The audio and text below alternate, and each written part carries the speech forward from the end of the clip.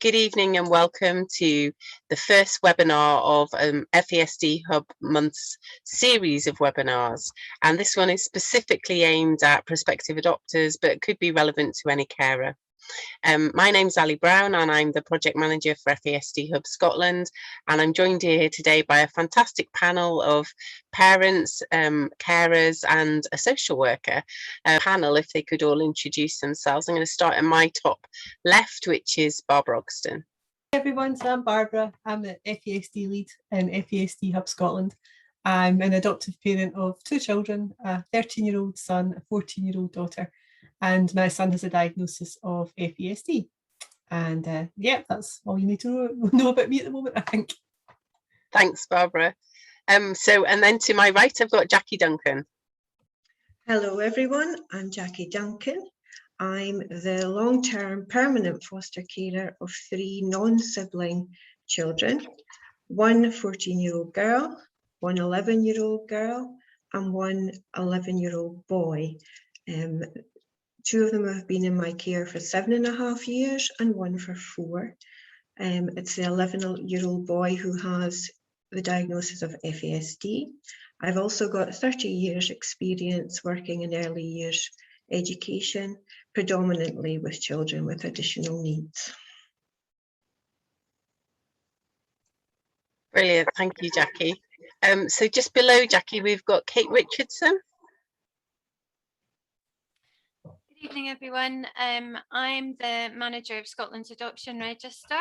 But before that, my previous role, I was the senior practitioner in City of Edinburgh Council and was the lead professional for overseeing all transitions of children across Edinburgh into permanent placements, whether that was adoption or fostering. Okay. Thank you. And below me, Rita Grant. Hello everyone, my name is Rita Grant and I'm a social worker. I work at St Andrews Children's Society in Edinburgh. We do fostering and adoption recruitment, and I'm the adoption support manager. Nice to be here this evening. Thank you, Rita. It's great to have you here. And Gemma Manning. Hi, yes, I'm Gemma. I'm the Hub's helpline advisor and admin support. So if any of you ever call the helpline, it's likely to be me that you'll be speaking to. I'm mum to a wee girl who is 7.5 just, adopted at 8 months old. She has a diagnosis of FASD and ADHD. Thanks very much, Gemma. And last but by no means least, we've got Lorna Harris. Hi, I'm Lorna. I'm an adoptive parent of 3 siblings, now aged 10, 9 and 7. My eldest has a diagnosis of FASD and the younger 2 have a at-risk diagnosis at the moment. I also work part-time as an education advisor for the FASD Hub and a parent partner, and I also teach part-time in a primary school for children with complex additional support needs. When Lorna's not doing all of that, she's being a superhero, because that's a lot to fit into one day. So I'm also an adoptive parent. I've got 3 children who are all adopted. My eldest is almost 13. I've got an almost 11-year-old and an 8-year-old. And my 8-year-old has an FASD diagnosis, and my middle child is currently going through the process. So you can see there's a lot of experience here, and from lots of different angles to relation to adoption and long-term foster care. So we're really looking forward to sharing our experiences with you tonight. So without any further ado, I'm going to ask Barbara and hand over to her, and she'll take us through the presentation. Oh, actually, no, got one thing to do. Just wanted to confirm that it will be recorded, or it is being recorded, and the recording will be made available. It'll be made available through the FASDHub.Scot website and also via our YouTube channel as well, and that'll probably be out by next week. We're going to ask you just one question, which will pop up on your screen. So I'm just looking to Barbara because I think she's got control of the poll. Yeah. So you'll see that there's a poll that's just come up, just asking you about how confident do you feel in your knowledge of FASD. We won't know who's answered what, but it'll just give us a real indication of hopefully how successful this session is at the end. just give a few minutes for everybody to answer that.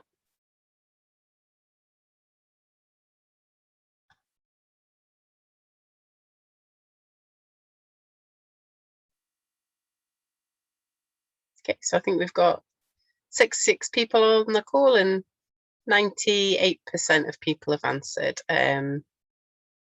So, okay, so it's about half and half for people not at all confident and those who are either a little bit or fairly. So that's good. Someone just popping in the chat there that didn't feel too much.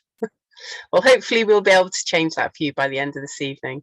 So without further ado, we will start the session and I'll hand over to Barbara.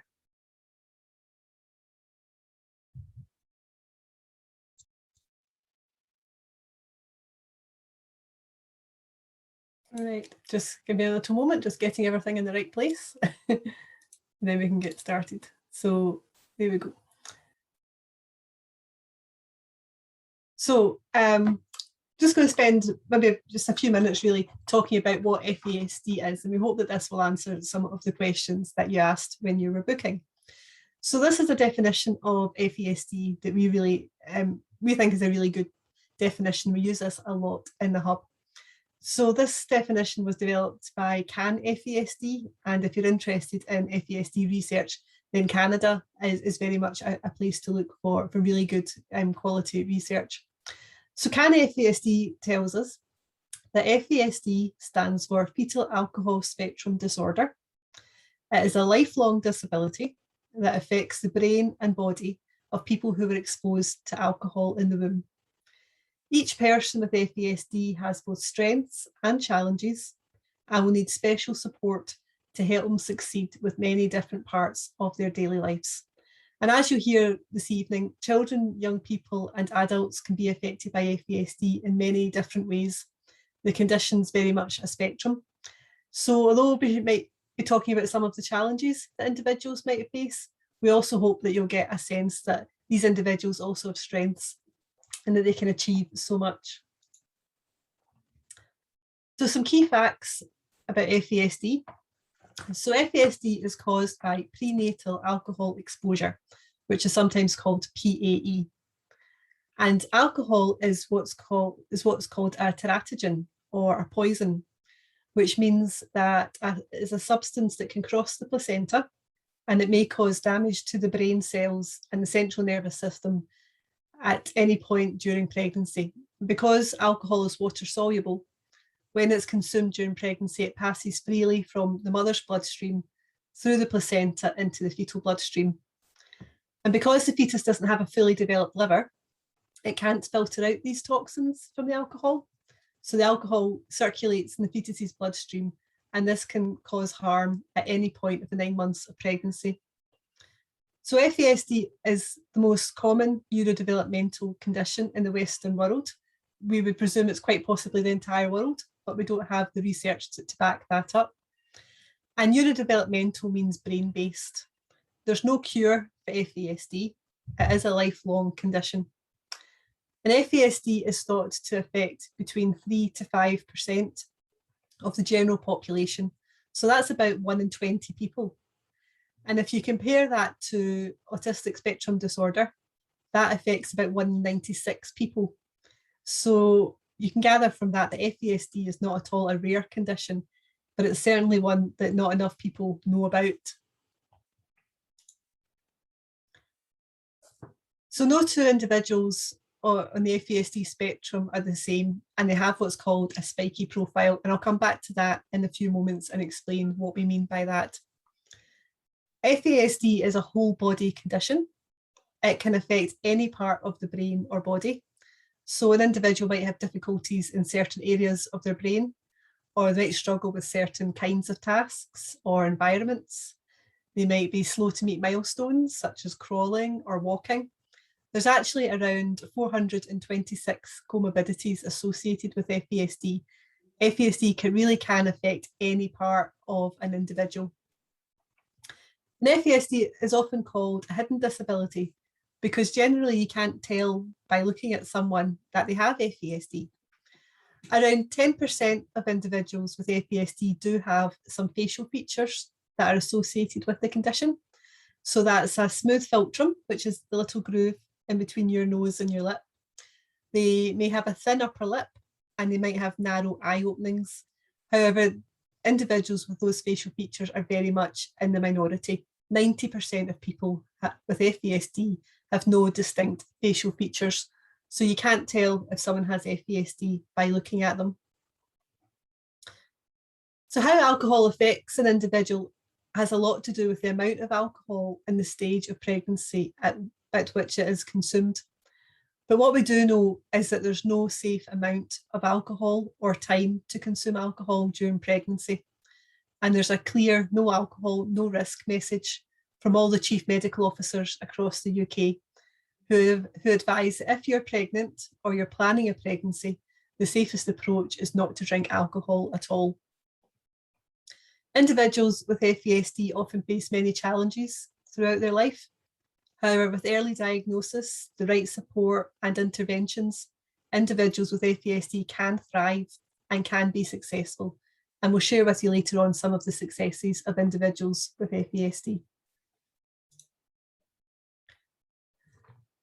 So while FASD might affect anyone who's exposed to alcohol in utero, some groups are disproportionately affected. And one of these groups is children and young people who have been taken into care, where there is sadly a much higher likelihood of prenatal alcohol exposure. This research from Peterborough reveals that 75% of children who were put forward for an adoption medical had prenatal alcohol exposure noted on their medical records. Now that doesn't mean that 75% of children had FASD. It just means that 75% of children, it was known that there was alcohol consumed during the pregnancy. It does mean, however, that FASD does become part of the picture for a large number of adoptive and kinship and fostering families. The same research tells us that 34% of care experienced children, so that's those in kinship and fostering and adopted, have a history of prenatal alcohol exposure. And it's thought that care experienced children and young people could be 4 times as likely to have FASD than the general population. There's not any clear research on the figures, but it is significantly higher than the 3 to 5% of the general population. There's a lot of talk within the FASD community at the moment around prenatal alcohol exposure being ruled out for care experienced children rather than being ruled in. So this would mean assuming that children had been prenatally alcohol exposed to alcohol and making sure the right support was in there for them from the very beginning, which does seem to make a lot of sense. But certainly if you're coming towards adoption, it's certainly worth bearing in mind that any child that you may potentially be parenting may have been prenatally exposed to alcohol. But that, as I said, that doesn't mean that they would definitely have FASD. So these are some of the kind of common challenges. These are quite kind of broad headings, but we'll work our way through them and I'll explain some of the things, behaviours, the symptoms that you might, an individual with FASD might display. So these symptoms are communications of something that's happening inside someone's brain. It's about how they're experiencing the environment. And it's important to remember that each person is unique and not every individual would have difficulties in all of these areas. So the first area there is attention and memory. Memory, in particular, the memory of language might be weak. Individuals might need reminders, using things like maybe visual timetables. There's lots of tools out there that can really help.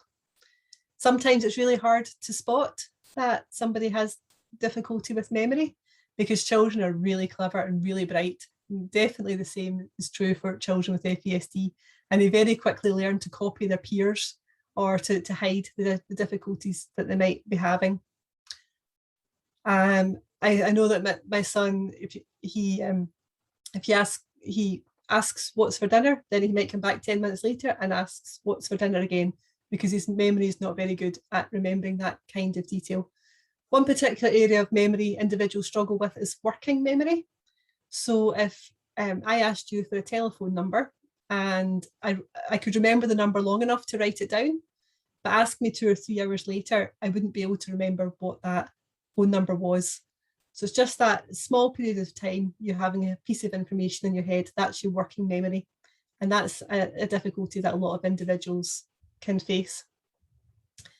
Many children with FASD also have a diagnosis of ADHD, and the symptoms of FASD and ADHD do overlap each other considerably, particularly in regard to executive functioning.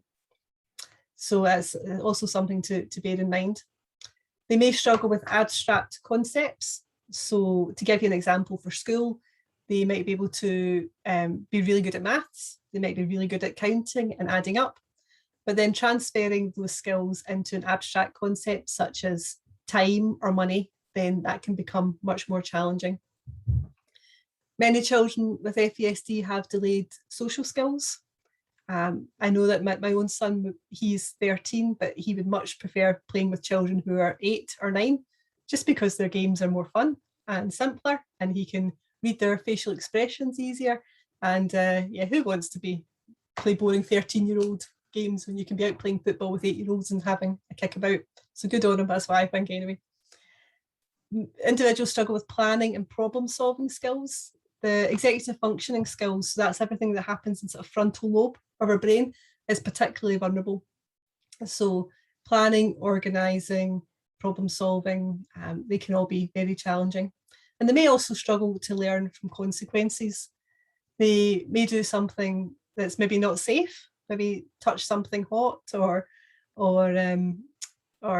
yeah, it's just something that's potentially dangerous, or something that might be harmful to somebody else, but they don't learn from the consequences that that's not a good idea to do, or it might take them much longer to learn that. And very much we would encourage people to take a more natural consequences approach to learning from consequences and really offer a lot of support. They might struggle with judgment, so that's logic and critical thinking skills, using information to decide if what their brain is telling them is happening is actually likely to be what's happening. So my son was going away for the weekend there, and he Googled the place that we were going, and it had a picture of the place covered in snow.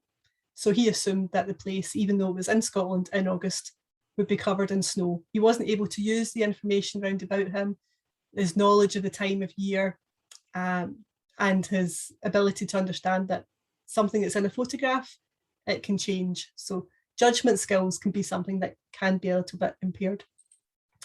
Some children lack impulse control, so they might lash out or touch things that are hot. Sometimes the action happens first and then the thinking happens later, and they may need support around that. Auditory processing is the information that comes in through our ears, as you might be able to work out. If you give an individual lots of instructions, so go and put on your shoes, go and put on your jacket, go to the toilet, then stand at the door, then you'd maybe find that the standing at the door happened, but it's too much information to process the rest of it as well. Cognitive fatigue is just the exhaustion and the tiredness of just being, of trying to sit still in the classroom, of coping with the environment, all the noise, all the sensory experiences. And they can get maybe really, really tired and exhausted when you wouldn't expect them to be doing so. Sleeping can be a big issue for a number of families as well. Individuals may lack an internal body clock, or they might not be able to differentiate between night and day. They might not understand that nighttime means sleep time, or they might struggle with the concept of time, because again, time is quite an abstract concept. Some children have eating difficulties in terms of sensitive gag reflex, or they might be very fussy about the textures or the temperatures of the food that they eat. Emotional regulation is just being able to manage emotions, knowing how to react appropriately in different circumstances, to understand what they're feeling and why they're feeling that, and how to process or manage those emotions. And motor skills and mobility. My son had problems with his legs. He had poor muscle tone, so he had to have various supports put in place. Other children, it's the small motor skills they might struggle with. Sensory is a huge area for a lot of people we work with. They might be oversensitive to certain textures or smells, or they might be undersensitive and be a sensory seeker and want to seek out touching things. I know my son, take him out for a walk, he touches everything going down the road, every railing, every fence post, every bush, everything he can touch when he's out, because he's a sensory seeker. And communication, a lot of individuals with FASD, you can have a really great conversation with them. Really, you wouldn't identify that they had any kinds of challenges at all. But if you look a wee bit deeper, sometimes they struggle with understanding certain kinds of language, and that's something that speech and language therapists can offer support around. So that's a kind of whirlwind tour of some of the common challenges. There are thousands and thousands of other ones, but those are some of the kind of broad areas. But one thing that's really important to be aware of is this is what we call the spiky profile that I mentioned earlier on. So what we find is that individuals with FASD, they might excel in some areas, but they might be behind their peers in others. So for example, if you could imagine an 18-year-old, that's the actual physical age is 18. Now they might be really good at talking. They can hold a really good conversation with you. Their expressive language skills might be advanced for their age, might be around about age 20. However, their reading ability might be about 16, but that's okay. Reading ability of a 16-year-old, you can get by on that. That's not a problem. However, their living skills could be down at age 11. Their money and time concepts might be down at 8. Social skills could be down at age 7, and comprehension and social maturity could be down at age 6. And as you can see here, you can maybe imagine some of the challenges that individual might face. If you think about what an 18-year-old would be doing, maybe leaving school, getting a job or going to college or finding a way to spend their day, there's a lot of challenges and vulnerabilities that they might put themselves at risk of. And it's also important to bear in mind that this spiky profile isn't a fixed thing. It can change kind of a hour-to-hour basis, even as individuals become tired or overwhelmed or dysregulated. But what the key message really is that we have to think about individuals, about the stage that they're at, rather than their chronological age. So stage, not age, is a mantra that we repeat often. Moving on to think a little bit about older children. So we're kind of thinking here about teenage years and early adulthood. There are a number of associated difficulties that individuals are maybe more vulnerable to as they get older. I think it's important to be aware of this. I won't go through the list in detail, but you can see some there yourself. They're maybe more vulnerable to mental health difficulties, more vulnerable to alcohol and drug misuse. They may not be able to live independently as an adult at an age you would expect them to. It may come a few years later. And we do need to adjust our expectations for an individual with FASD to consider the developmental age rather than the chronological age. But we do know that with early diagnosis, with the right support in place at an early age, then these are things that really help mitigate the associated difficulties and minimise those as much as possible. So I don't want you thinking it's all really bleak and that all these things are inevitable.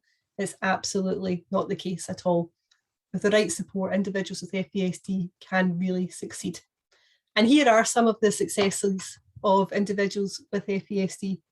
These are some of the quite common real positives that individuals can show. They can be really likeable children. My son would get, well, as I say, he would get a piece at any door. He is a charmer.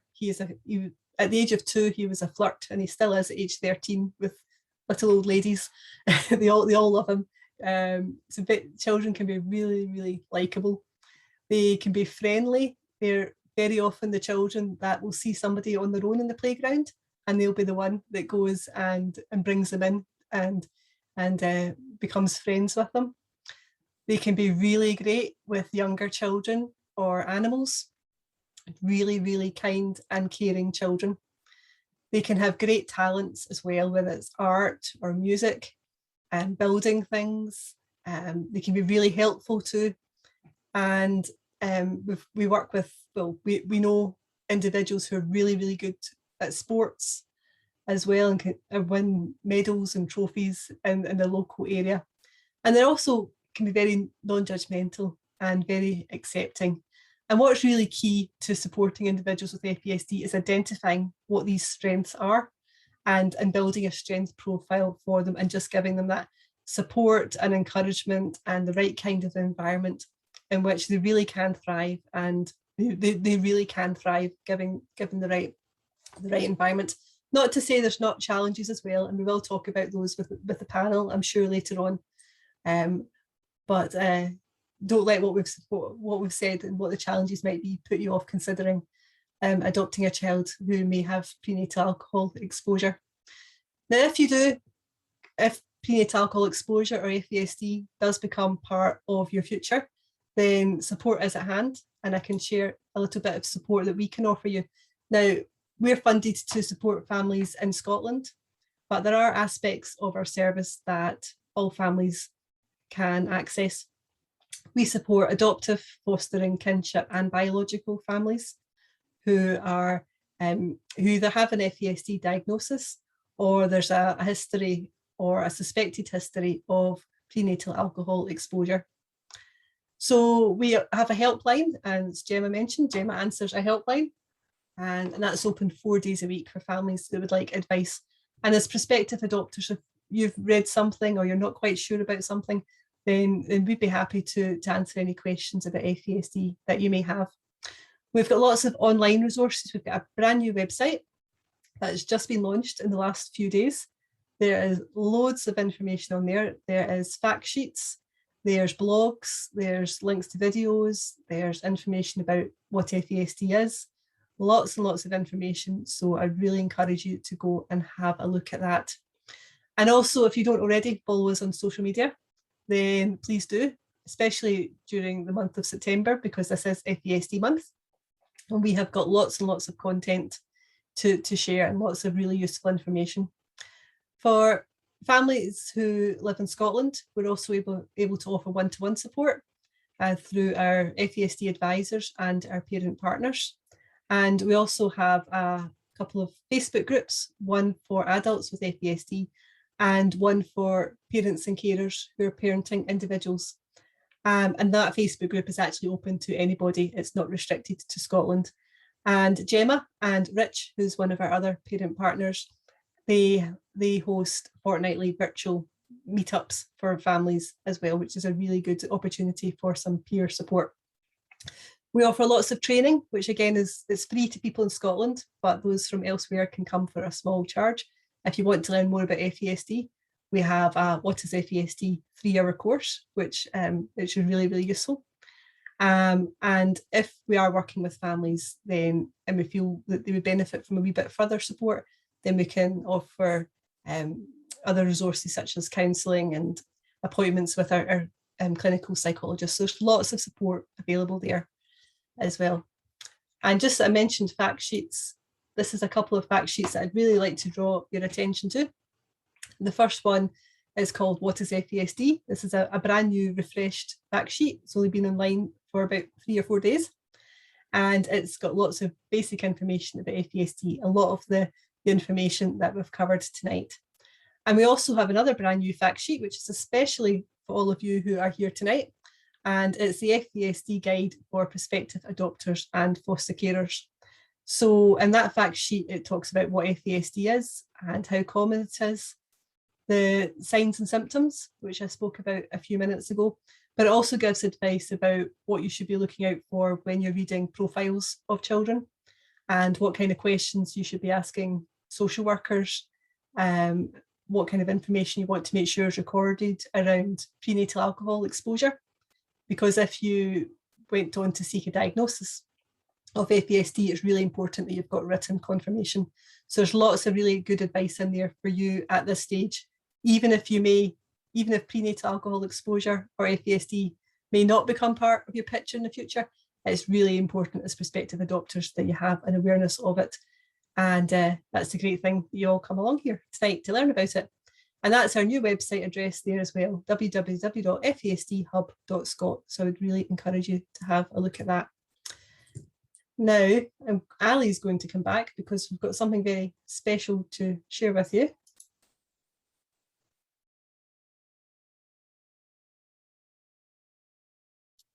Yes.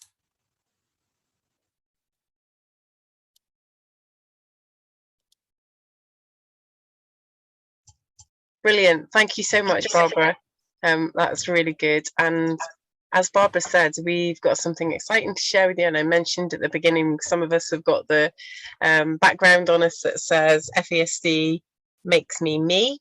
And this is our new animation that has been produced in collaboration with a group of young people, some of whom have FASD themselves and their siblings and their parents and carers, and also our ambassador, who's an adult with FASD, Carol. So it's been a real collaborative and piece of work that's taken lots of hours, and we've had lots of fun along the way as well. So we're really, really proud of it.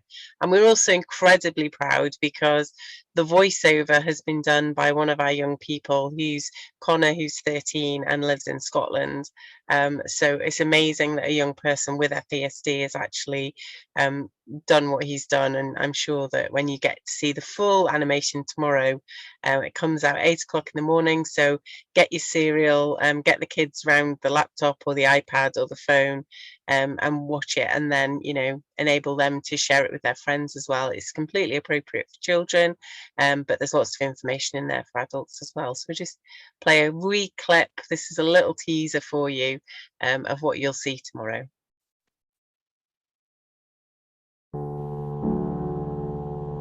It's really early in the morning. Mom and Dad are still asleep, but because of my FASD, my brain is always busy, and I'm already wide awake.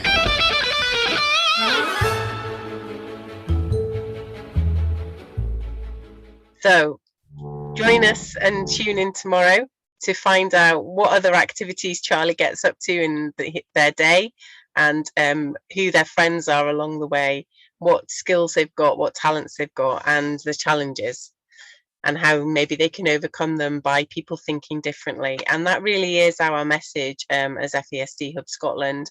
We've, since the beginning of the year, been focusing on thinking differently about FASD, representing the fact that individuals with FASD think differently. It's a brain-based condition, as Barbara's explained, but those of us around them also need to think differently and you know, accommodate them. So somebody's just saying, how do we get to see tomorrow? If you follow us on Facebook, Twitter or Instagram, then there'll be links there, but we will put in the chat this evening the link to our YouTube channel, which has currently got a countdown on it to 8 o'clock tomorrow morning. Great. Okay, so I'm just going to bring all of the panel back and ask them just to turn off. Now, there was somebody that had put a question in the chat, so I'm just having a quick look to see if I can find it. And it was really, I might just ask Barbara, because it is a bit related to something you'd said in the presentation. So the question says, but everyone in FASD are different and might have more difficulties in some areas than others. How do you rely on their chronological scale? My daughter's 13 and struggling with reading. So what was that? How do we rely on their chronological scale? I think the really important thing is to just get to know the individual, the child really well, and you'll be able to pick these things up. I think the important thing is also just to be aware that that spiky profile can change all the time, and they might be really good at reading for a 15-year-old one day, but struggling to read as an 8-year-old the next day. I'm not sure if that's really answering your question. Yeah, I think basically we can't rely on a chronological development that you might, like normal expectations of what a 13-year-old, or, you know, in my case, like an 8-year-old, that in some cases, yeah, he's totally just, you know, win with his peers and doing what an 8-year-old does, but then in lots of other areas, he's much younger, maybe half or less, or even, you know, a 2 or 3-year-old. And I give you an example of that. So you'd kind of expect an 8-year-old to be able to stand while their dad has a chat, not a long chat, a kind of, hi, how are you? Nice to see you. Isn't the weather lovely chat? And just be able to stand and wait for that and then move on with the rest of their walk. Not my 8-year-old, who basically pickpocketed his dad in the 2 seconds that his dad was saying hello to the person, got his wallet and then proceeded to take all of the contents of the wallet out and throw it around the field, and then was about to throw the wallet into a tree. So that's kind of something that you maybe more expect from an 18-month to a 2-year-old, that, you know, they wouldn't have the capacity to just wait. They wouldn't have that patience. They wouldn't have the ability to control those impulses. And unfortunately, that is how my 8-year-old tells you, I don't want you to talk to this person that I don't know who it is, which is what you would expect of a much younger child. So I think that's just an example of how we can't go on their chronological age. Yeah, he can add up 21 plus 21 just like that. So, you know, he's actually quite good at maths, but a lot of other children do struggle. That we have representative in our group that a lot of our kids for some reason are good at maths, but they particularly like mental maths. So yeah, it is. I think that's the thing. It's a spectrum, and everybody's different. So I'm just going to go to the questions that some of you had sent in and just open to our panel. So the first question was, what is the best way to support your child with FASD? I'm just wondering whether maybe Lorna might like to answer this one first. Yeah, it's really difficult to answer that, I suppose, because every child's so individual, and hopefully that's come across in the presentation. I just think, as Barbara said earlier, getting to know the individual child and their strengths. I think a lot of the time try and think younger at first as well, and think about their developmental age rather than their chronological age. There's so many different ways you can access support. I think it really helps if you have an idea that there has been prenatal alcohol exposure, if you're assuming that, to try and use a lot of the strategies, as Barbara said, and to kind of make the most of the team around the child. If you're a prospective adopter, you would normally still have input from social work and things at the start, and maybe try and make use of the kind of supports they could offer as well, I think. Yeah, absolutely. And that's probably a really good point to ask Rita, just to share what kind of things as a social worker would you expect families could be expecting in relation to support at the beginning of a placement? Yeah, okay. I would concur with what Lorna was saying there with regard to understanding the emotional age rather than the chronological age. We do a lot of that with our prospective adopters and foster carers. So I suppose we work very intently and carefully with prospective adopters about helping them to appreciate and understand that if and when they do become adoptive parents, that the whole approach is different. It has to be different.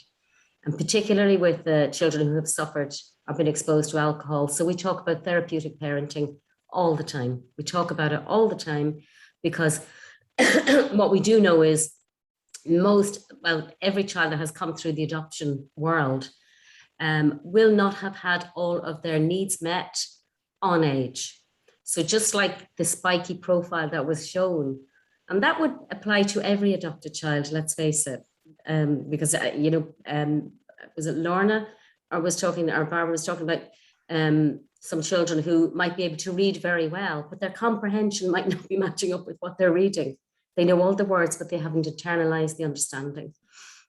So I suppose in terms of support from the likes of our agency, we work very carefully and on a very individual basis, I suppose, with families, because as you say, every child is different.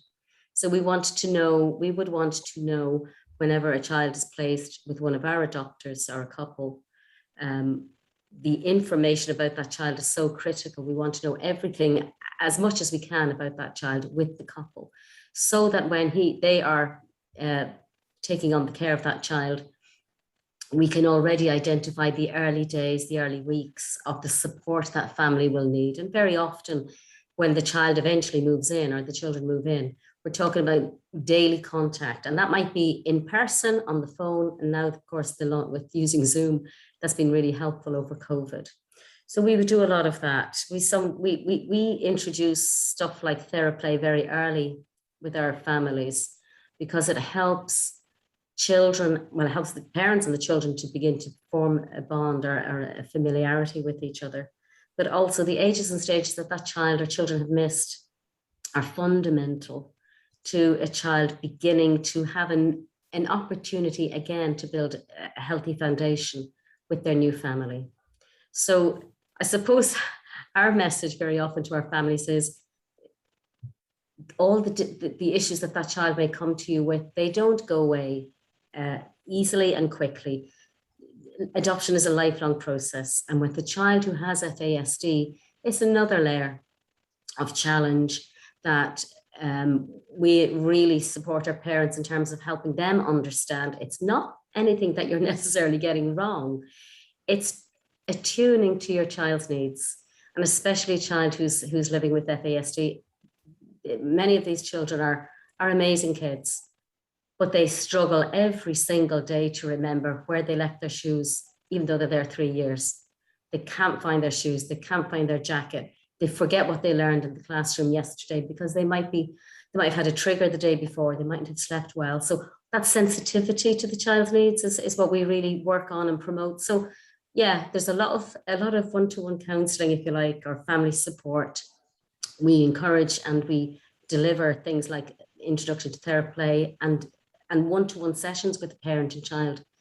I find really helps parents to, I suppose, skill up and feel competent about advocating and meeting their child's needs. That child needs their parent in the corner for them. They're their champion. So we want to really invest in our parents so that they feel able to make this child's life better and part of their life. Is that sufficient? Yeah, that's great. Thank you, Rita. Some just really good nuggets of information in there about, you mentioned therapeutic parenting, and I'm probably not going to take us down that road because that's a whole different webinar in its own entirety. But definitely mentioned therapeutic parenting. Thinking about it, being attuned to your child is so important, and that's a challenge when you have like a walking, talking, mind of their own. It's not like taking on a brand new baby who you take them from hospital. Adopting isn't like that because children are coming with lots of other life experiences, and you have to really quickly get attuned to them as an adoptive parent, taking them into your home.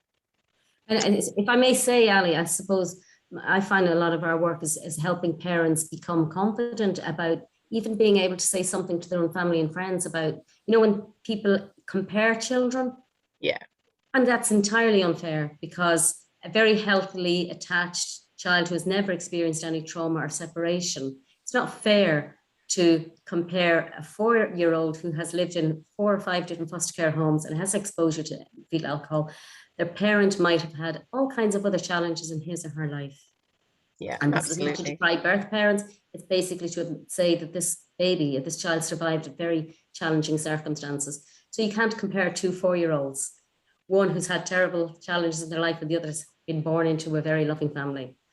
So we work with our parents to help them to have the skills to be able to say that to their families in a nice way, because they need their families around them for support. And and we're around, we remain involved for many years with our families. We feel our commitment is lifelong. Yeah, which is really good. And I think that you're right about family, but also it's often then school. School is a huge issue for so many of our families, and that is no different for those that are parenting a child with FASD.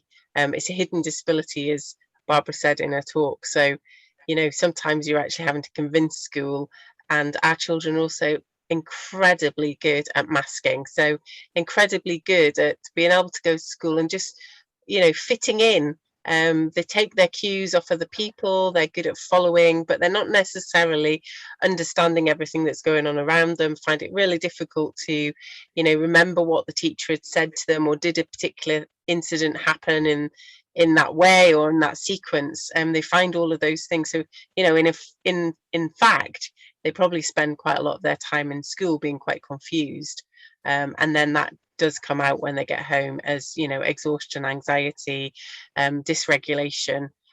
So yeah, somebody here just asking a question about, do all adoptions, I think they mean adopted children, have FASD? Well, quite simply, no, they don't. They may have prenatal alcohol exposure. Barbara shared those statistics around the 75% in that particular study did have prenatal alcohol exposure recorded on their medical at the point of adoption. But that doesn't mean by any means that they all had FASD. FASDs, yes, you have to have been exposed to alcohol, but there's many other maternal factors, and actually the genetics of the individual as well. So all of those things, you know, have to be taken into account and will affect the development of the baby. And that's the thing, we can't actually determine how it will affect the baby, which the one thing we can determine is if there's no alcohol, then that won't have impacted. Somebody else saying, you mentioned the right support at the right time. Which type of support is there? What type of support is there? So maybe I could just ask Gemma to talk about types of support. Sure, in terms of school or?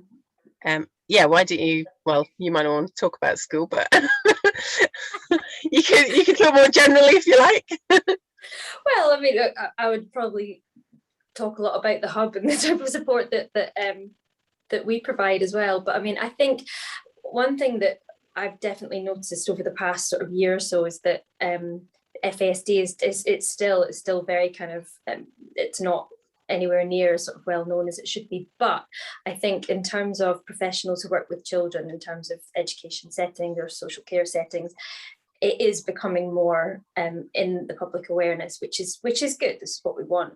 I think I'm not really sure what area to speak to first. What do you think? Okay, so maybe what type of support is out there? Obviously, Bob has given like a bit of an overview of the hub, and if you're in Scotland, then that's, you know, really, really relevant. But there are other services across the rest of the UK. There's FASD UK Alliance. You can search for them on the internet, and that's basically, we're part of that, and that's an alliance of lots of different FASD organisations, large and small, across the UK, who have resources, information. Some of them will be very local and have meetups, and, you know, some of us are venturing out into the real world again and being able to meet face to face. So those are probably the key things as a you know, a new parent, and you get to that point, to be able to link in. But as a prospective adopter, it's really good to make those connections, because you feel so much more confident if you're going somewhere and you already know people. So even if that's joining a Facebook group or joining an online group, coming along to some sessions like this, become a member of Adoption UK, and we will soon be having a members only FASD community group, which will be online. So that's a place where you could come and you could get to know people. We also, as Adoption UK, run a prospective adopters community group as well. So that's a place where you could, you know, build up your circle. And I think if you asked most adopters, they'll tell you that the lovely diagram that you draw of your support network within a year of adopting looks nothing like that, because you meet other people, you become a parent stood at the school gate, which you never were previously, and you meet other people, and you stop going out because you can't leave the house because you have a child in bed. So, you know, your life changes, and therefore the people that you are supported by changes, and maybe the types of support you think people are going to give you, actually they're not able to, or they're really, really good at being the person on the end of the phone, or they might be the person that can come round and fill your freezer full of food. So, you know, there's lots of different ways to get support as well. We've got a couple of new questions. So what qualities in prospective adopters would make them a good match for a child with FASD or at risk of? interesting question. Would anybody like to jump in? I'm thinking, Kate, you might have a good answer to that. I would refer back to what Rita was saying, actually, in terms of the qualities and skills and attributes that potential adoptive families bring. Sorry, I'm just moving the mic. Suddenly realised you might not have been able to hear me so clearly.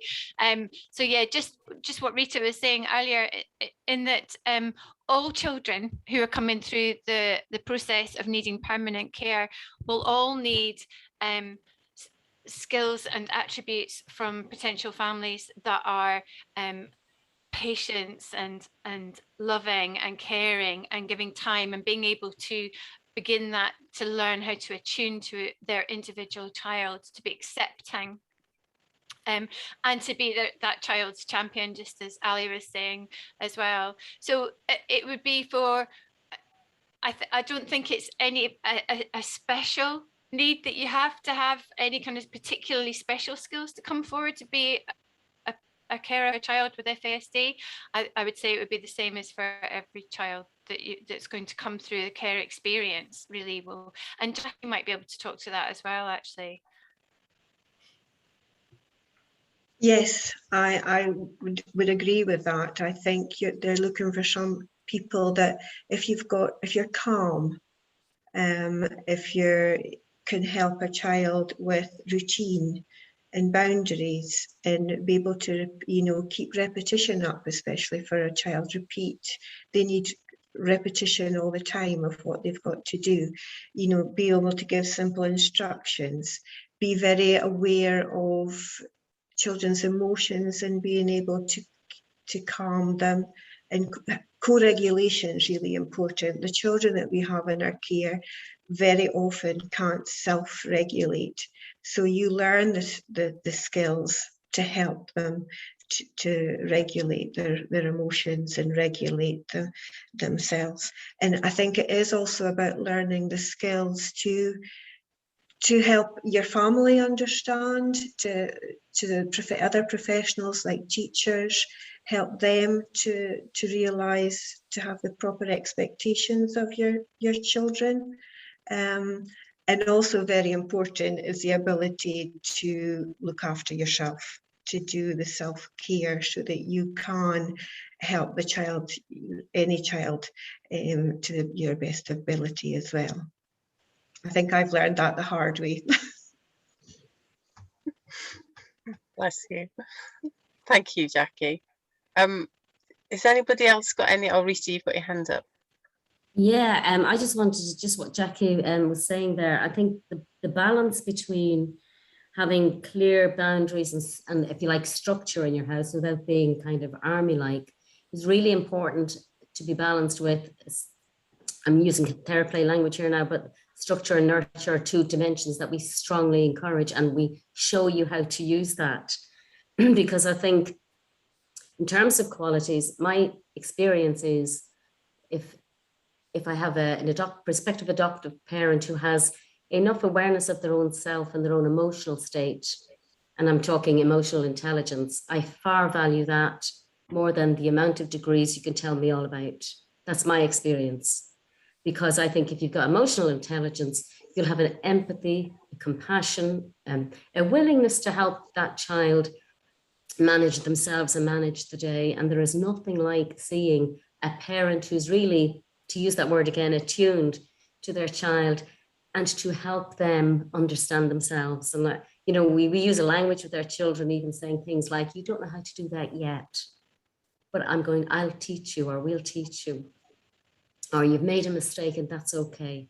It's kind of using softer language, but it's empowering language rather than the don't do this, don't do that, you must. Do you understand? So I think that style of parenting is what we strongly encourage, because again, we want to help people have happy lives. And it is difficult being a parent anyway, and it's challenging, but there's also great joy in it too. And I think what we want to do is invest in our families to give them the best possible start with the understanding of the reality of what that child is living with. So again, the kind of language that we use, and most definitely for my money, I would want somebody who is in touch with their emotions. And it's not to say that they get so sucked into their child's distressed behavior or distressed background, but they have enough knowledge of themselves to be able to say, this child is suffering. You know, we are going to help him or her, and being in their corner with them. So that's what I would add to what Jackie and Kate and the others have said already. Perfect. Thank you very much, Rita. Gemma? Yeah, I wanted to add that it's okay, I suppose, and it's probably implied, but it's okay if if you don't have a lot of those skills. I think if I heard a list like that, I think before I adopted, I would be going, yeah, I struggle with that. Oh yeah, I struggle with that one as well. So I think the main thing for everyone going into adoption is the ability to be flexible and a want to learn. I think if you've got that, you're going to be, if you've got that openness, that ability that you want to learn, that you can put your hand up and say, I don't know how to do that. You can learn. It's like we're teaching our children, they teach us, we teach them. I mean, I'm certainly a completely different person now to who I was before I adopted, in terms of in the way I sort of advocate for my daughter, the way I parent, and yeah, and I think if you've got that openness and that hunger to learn different ways of doing things and being flexible, you're going to be great. Yeah, definitely, 100% agree with that.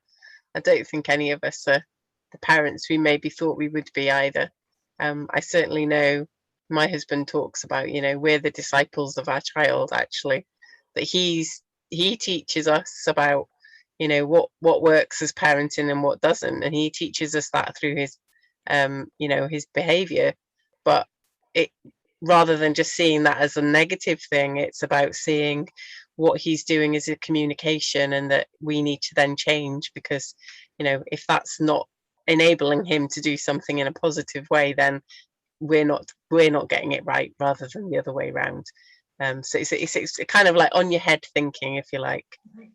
And sort of time, sorry, I was just saying, time back to, you know, what you were talking about all the support that you so eloquently said, that is going to be so important, because all of that thing about you know, being flexible and being open and changing the way we parent, you know, you can't do that in a vacuum. That is absolutely, you've got to do that you've got to find your people, you've got to find your support. That takes time, but yeah, that is what you need. That you need that support behind you in whatever form that comes with, because it's so much easier said than done.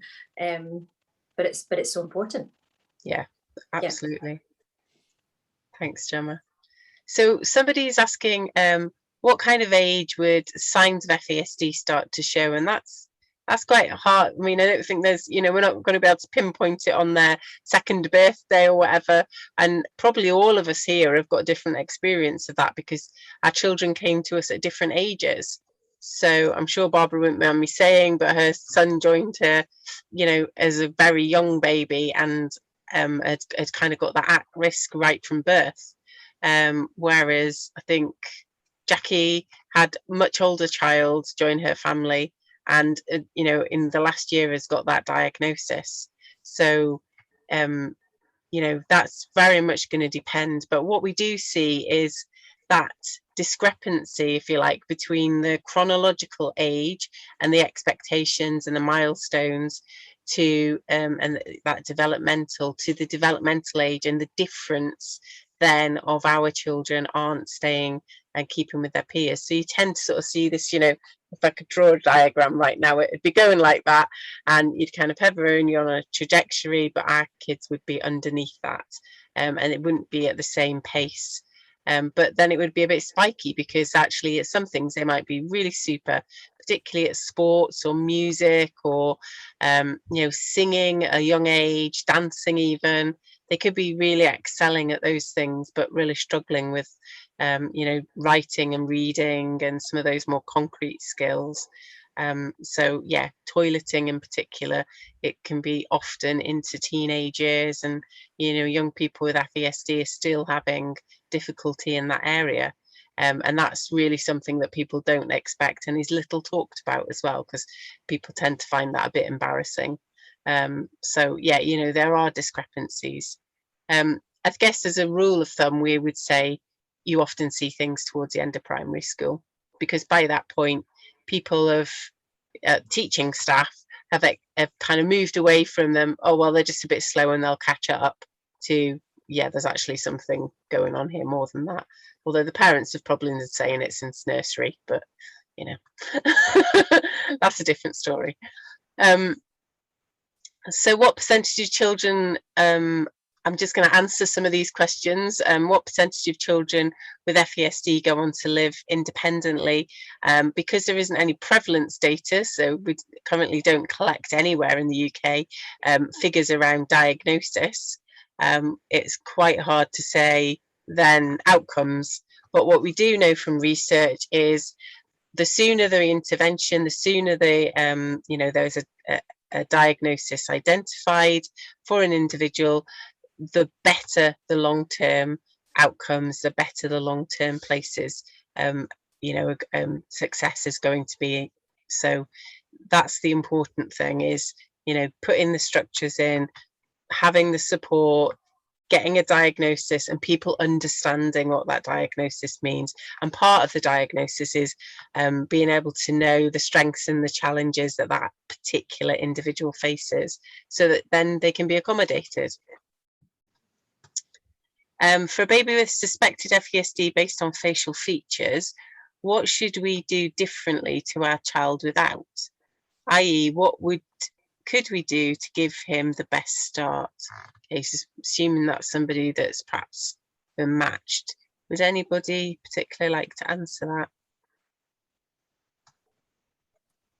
Would you like me to? Barbara, I was going to say, you probably got my son was provisionally diagnosed with FASD when he was 4 months. Official diagnosis when he was 4 years, but there was never any doubt between medical and his foster carers that he had FASD.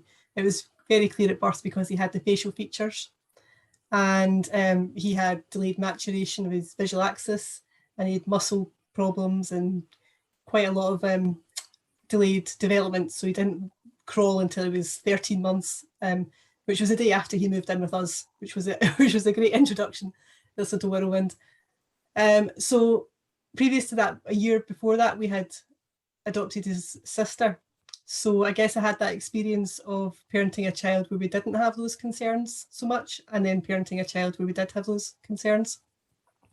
And I guess what we did differently was really from the very beginning was that we advocated for him.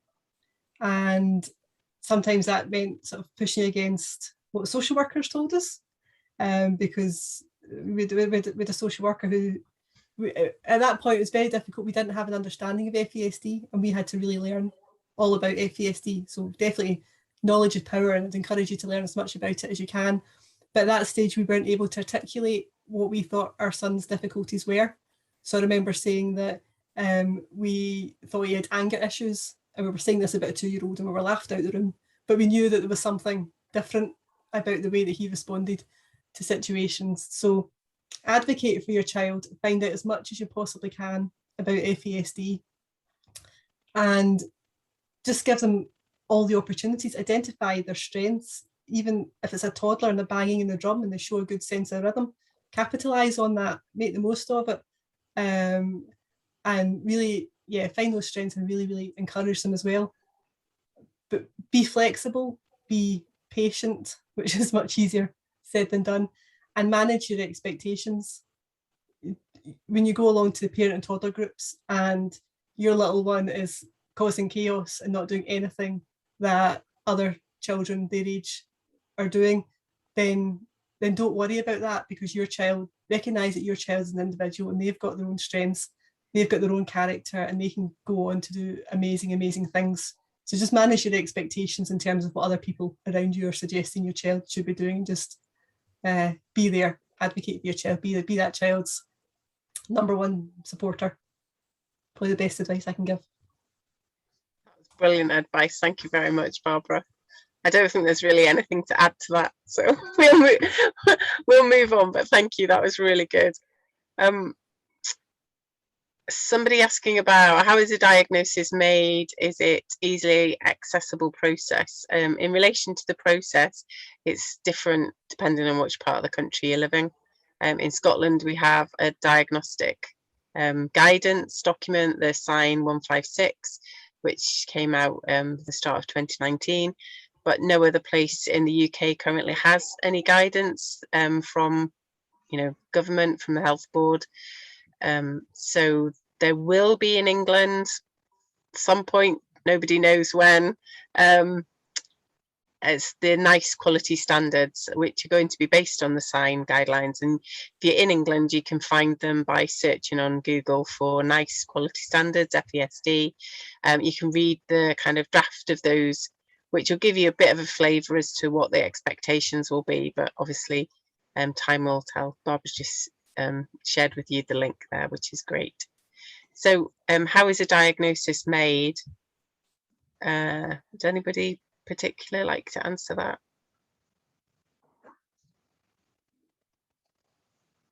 Lorna, you? Yeah, I can if you want. Yeah, for us it was a very long process. It's a multi-agency diagnosis, so it involves a lot of different professionals. So ours was led by the community paediatrician. It also involved a clinical geneticist ruling out other genetic conditions and taking like measurements to see whether there were facial features or not. And the paediatrician thought there were facial features, but actually only 2 of the facial features existed, so they had to meet the other neurodevelopmental criteria. So that involved assessments from a clinical psychologist to do cognitive assessments, which in our area had to go through child and adolescent mental health services. So there was a huge wait for that. Then occupational therapy to assess motor skills and sensory issues, and then speech and language therapy. So, and then kind of coordinating those all back together. And then the paediatrician was the one that decided whether they met the criteria for diagnosis. So yeah, and I think as well it varies according to the age of the child, because I think if the child's younger, then some of the assessments might not be necessary depending on, and it also depends whether they have facial features or not as well. So it's quite a complex and can be a very lengthy process. I know in quite a lot of areas in Scotland they're developing neurodevelopmental pathways, so they would hopefully consider FASD as part of the process for other conditions such as autism and ADHD, but I think some areas are early stages of that, and it does depend where you live, even within Scotland, really what exactly the process would be at the moment. Yeah, totally. Thank you, that was a really good answer, and I think you helped us to answer one of the other questions as well there, Lorna, so thank you. Okay, we've got a really long question next. I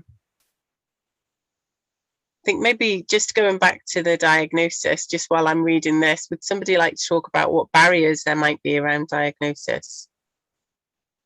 Barbara, are you able to answer that one? Yep, so well, as we're saying, in Scotland there's a diagnostic pathway, and in England it's going to be very similar, and there's 2 possible diagnoses of FASD that can be given. One of those is FASD with sentinel facial features, so that's the facial features we were talking about earlier, so that's about 10% of individuals. But the much more common diagnosis is FASD without sentinel facial features, and there's lots of things involved in the assessment. They look at brain domains and all sorts of things, but a really important aspect of diagnosis is having evidence of prenatal alcohol exposure, and without that evidence it can be very, very challenging to get a diagnosis if there's no facial features.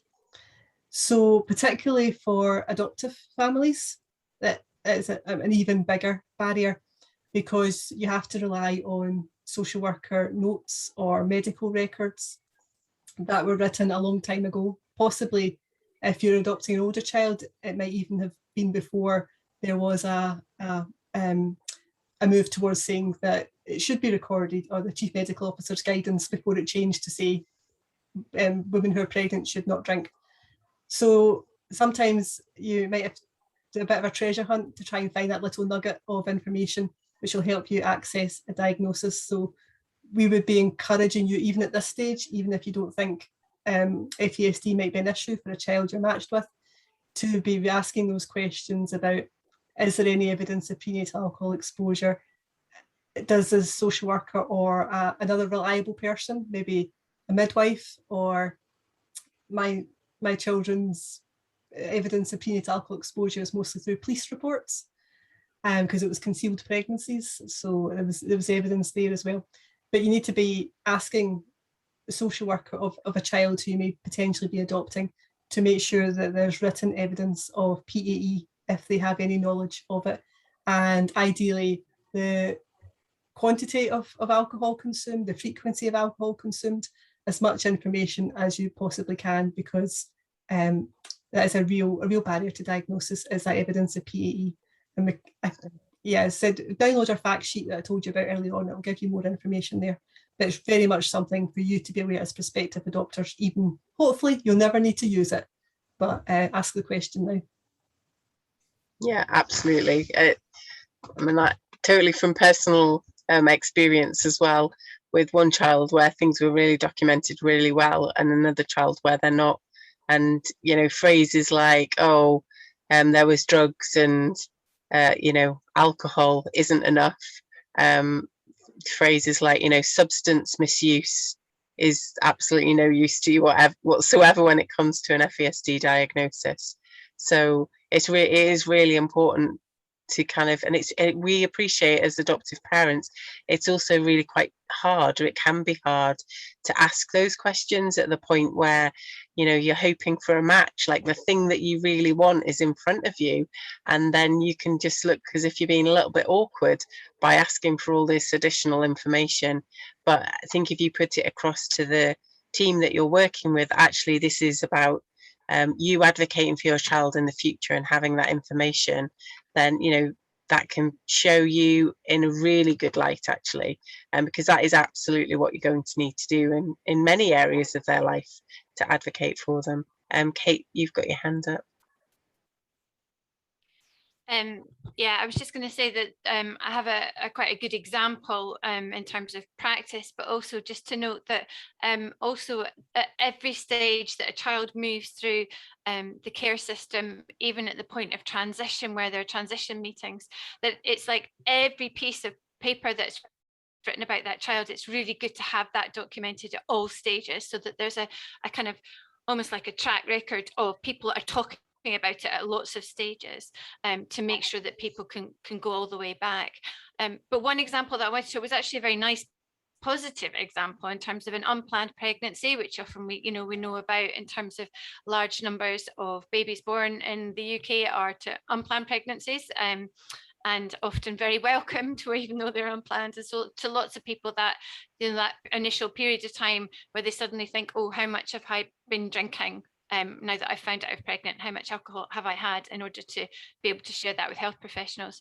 We had a young couple who unplanned pregnancy, and were very clear that they were going to relinquish the child. They were not in a stage where they were well able to, and this is very unusual. We don't often have babies relinquished. It's incredibly rare, but they were able to just engage, and they wanted to be able to track everything. They were going through their diaries. They had been very, very active social life, and just trying to work it out so that they could document from back with where health professionals were thinking maybe this baby had been conceived, to sort of talk about that period of time so that they could get that information logged.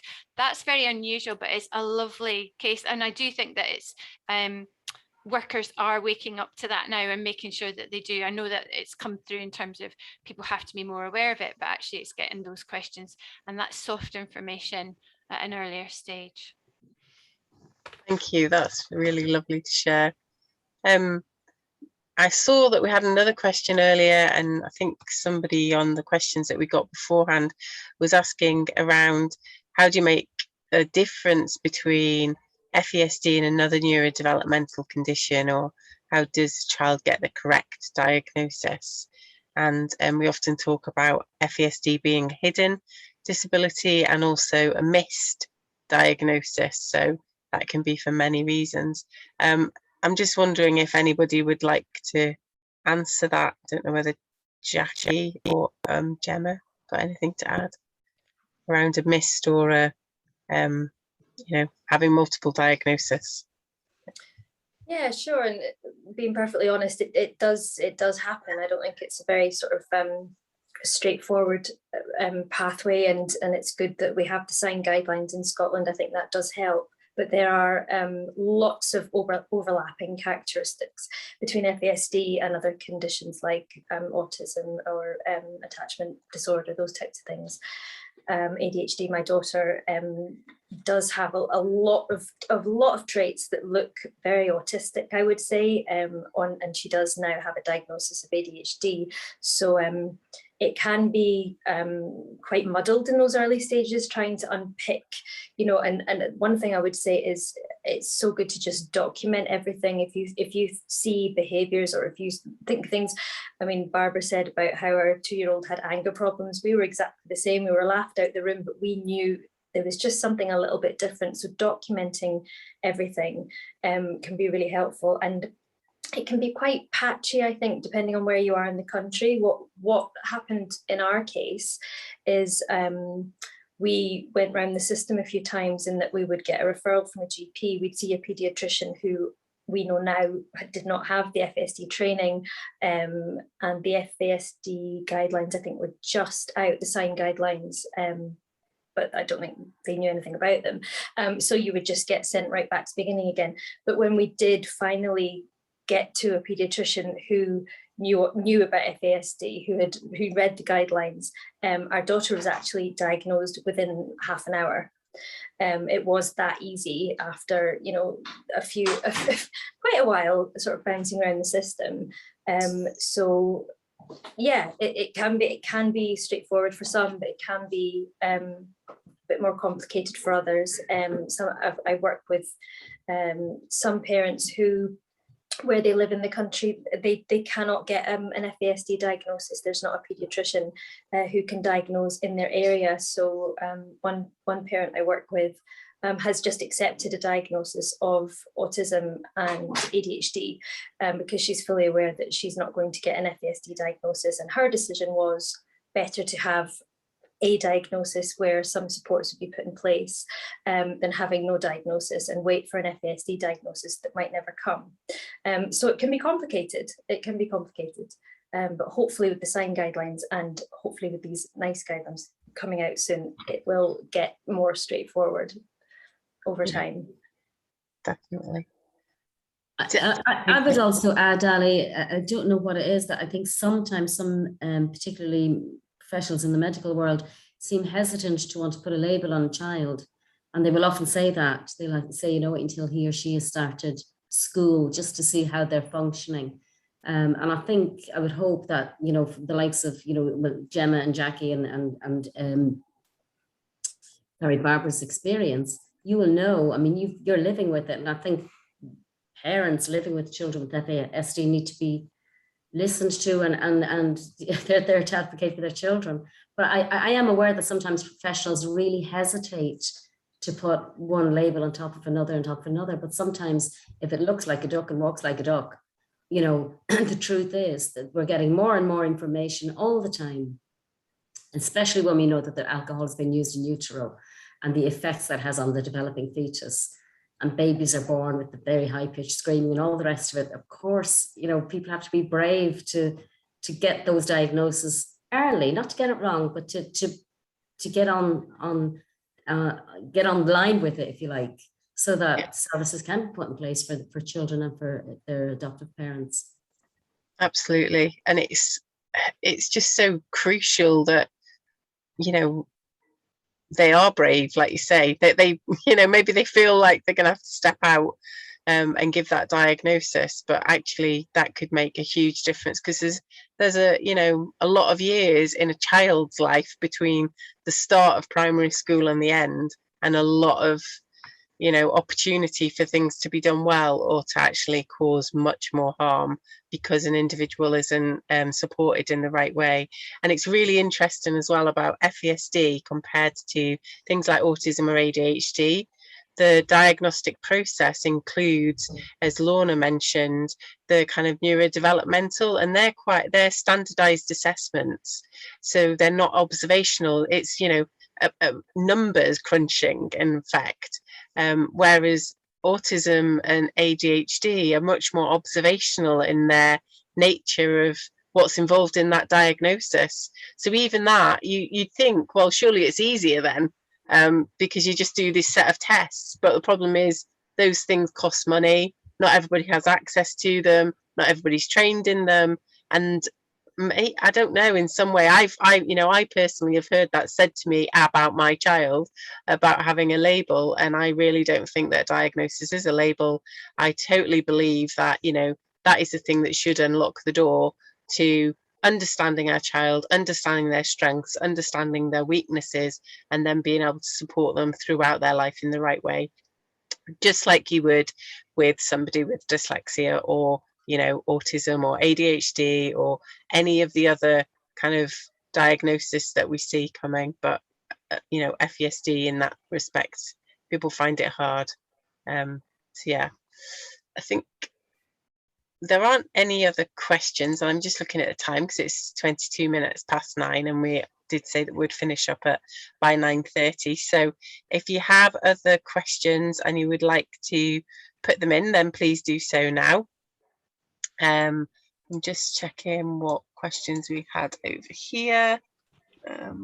Aliy, can I just add a little bit about one of the things that I think that, and I think everybody in the room who has adopted or fostered will be able to speak to far more succinctly than me, is that often when you're saying there's something not quite right, I'm sensing a difference, to not be put off by people saying, oh, well, it's just attachment, or it's just you're still getting to know them, or the child's not bonding with you, and to listen to your inner sort of sense, much like going back to what Rita was saying, your own emotional intelligence, your understanding of this child, and going, no, actually this isn't sitting right, and therefore and there's an awfully huge emphasis placed on building an attachment, and attachment takes years, and people have to understand that.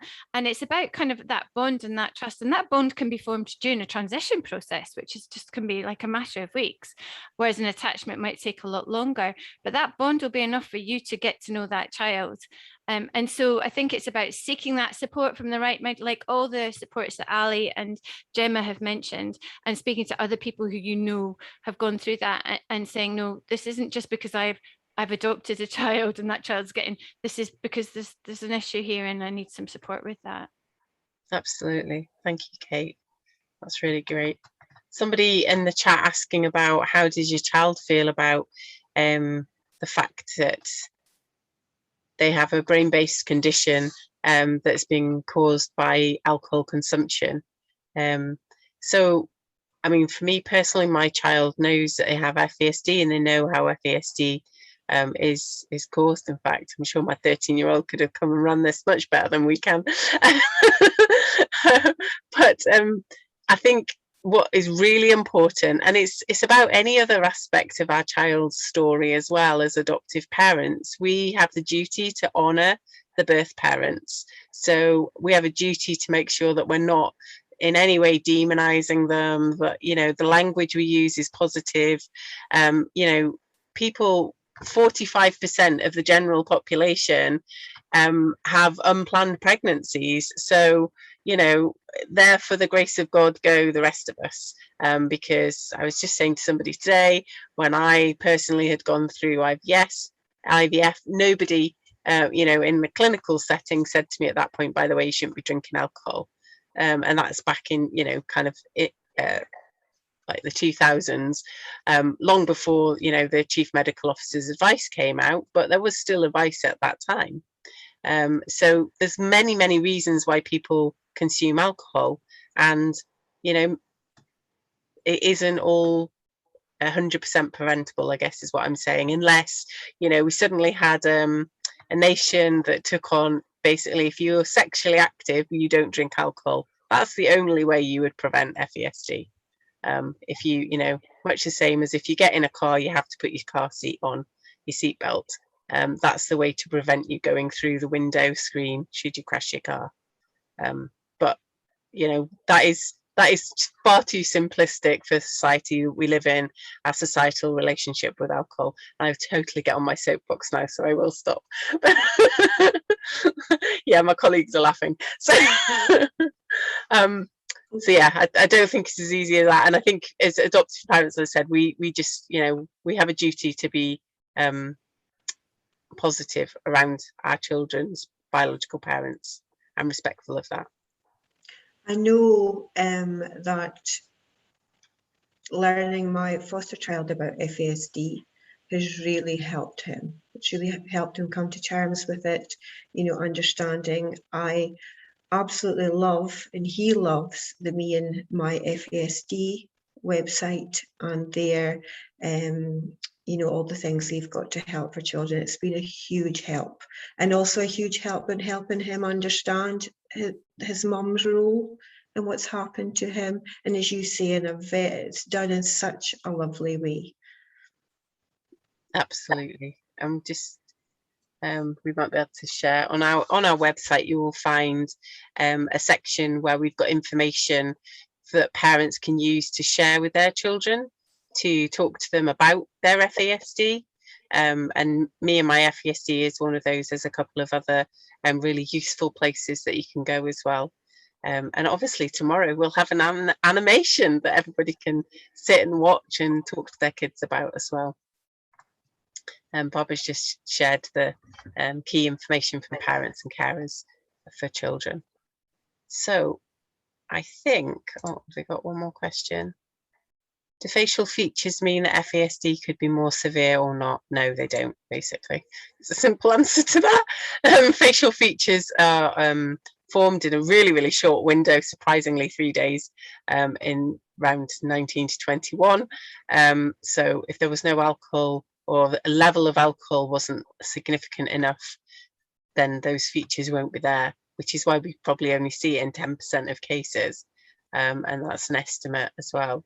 But yeah, cognitive brain, you know, damage has taken place, and that's throughout the pregnancy. The brain is developing throughout the pregnancy. So at any point, right from the point of conception, right to the point of delivery, can be affected. So no, it doesn't follow that if you've got features, then you're more impaired.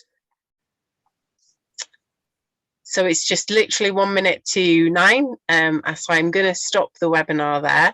I want to thank the panel so much for coming along, giving up their Wednesday evening to talk about FASD and share their own personal experiences. So thank you for everybody that's done that. And thank you to Rita and Kate as well for coming with that professional background and knowledge, which I think is really nice because it gives a real balance between us that are living the experience and those who are helping us in that experience as well.